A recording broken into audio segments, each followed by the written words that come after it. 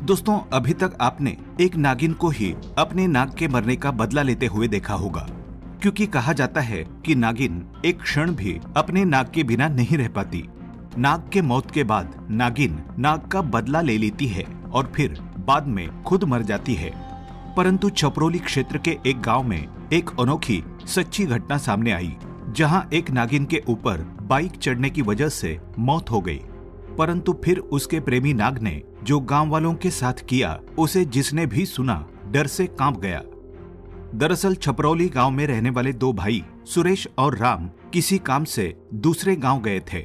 उनकी खुद की बाइक थी। जब वो घर की तरफ बाइक से वापस आ रहे थे तो रोड में अचानक एक नागिन आ गई। क्योंकि बाइक स्पीड में थी तो पता ही नहीं चला कि कब नागिन गाड़ी के नीचे आ गई। नागिन की वहीं मौके पर ही मौत हो गई। कुछ देर बाद नागिन के मृत शरीर के पास एक नाग आया और काफी देर तक उसके शरीर के आसपास ही घूमता रहा। दोनों भाइयों को पता ही नहीं चला कि उन्होंने एक नागिन को मार डाला है। दोनों भाइयों ने मजे से रात को अपने माता पिता के साथ खाना खाया और सोने चल दिए। परंतु आधी रात को एक नाग खिड़की के रास्ते आया और सुरेश को उसने डस लिया। सुरेश तेजी से चिल्लाया तो नाग खिड़की के रास्ते ही बाहर निकल गया। सुरेश के माता पिता और भाई राम ने जब सुरेश को देखा तो वे डर कर रोने लगे। सुरेश का पूरा शरीर नीला था और मुख में झाग निकल रहा था। अपने भाई को बचाने के लिए राम तुरंत बाइक लेकर गया और पास के ही प्रसिद्ध सपेरे को घर ले आया। सपेरा जानकार था। उसने तुरंत सुरेश के शरीर को देखकर ये बता दिया कि इसको एक नाग ने काटा है। सपेरे ने अपनी विद्या से ये जान लिया कि एक नाग ने बदले की आग में ये सब कुछ किया है।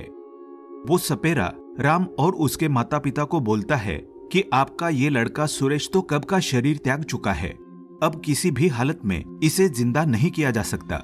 परंतु आपके दूसरे बेटे राम को भी जान का बड़ा खतरा है, क्योंकि इन्होंने एक नागिन की हत्या करी है। उसका नाग आपके दोनों बेटों को मारना चाहता है और एक को मारने में वो सफल भी हो गया है। अब अगर आपने अपने दूसरे बेटे राम को बचाने के लिए कुछ नहीं किया तो इसके भी प्राण चले जाएंगे। आपको आज ही मेरे साथ अभी शिव मंदिर चलना होगा, क्योंकि नाग आपके बेटे को मारने के लिए आसपास ही कहीं छुपा है और मौके की तलाश में है, और केवल महादेव ही अब आपके बेटे को बचा सकते हैं। ये सब सुन के राम के माता पिता के तो होश ही उड़ गए। अभी एक जवान बेटा मरा और दूसरे बेटे के प्राणों का खतरा। उन्होंने वैसा ही किया जैसा उस सपेरे ने कहा। वे शिव मंदिर पहुंचे। सपेरे ने राम से कहा कि महामृत्युंजय मंत्र का जोर जोर से 108 बार तुम्हें जप करना है, तथा खुद राम के माँ बाप के साथ शिव मंदिर में ही कहीं छुप गया।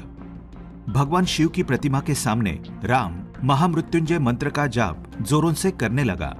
तभी शिव मंदिर पर वो नाग राम को मारने आ गया। जैसे ही वो राम को डसने वाला था, अचानक तेजी से बिजली कड़कती है और नाग के पूरे शरीर में आग लग जाती है और वो वहीं भस्म हो जाता है। महादेव शिव ने राम की जान बचा ली थी। सपेरा और राम के माँ बाप ये सब देख रहे थे। जब राम का 108 महामृत्युंजय मंत्र जप पूरा हुआ तो उन्होंने उसे सारी घटना सुनाई तो वो हैरान रह गया। उस नाग से उसे भगवान शिव ने ही बचाया था।